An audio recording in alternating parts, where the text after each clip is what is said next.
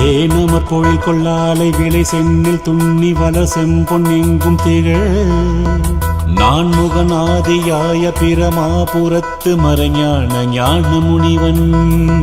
தானூறு கோளு நாளும் அடியாரை வந்து நலியாத வண்ணம் உரை செய்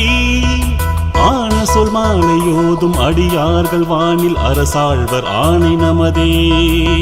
ஆன சொல் மாலையோதும் அடியார்கள் வானில் அரசாழ்வர் ஆணை நமதே.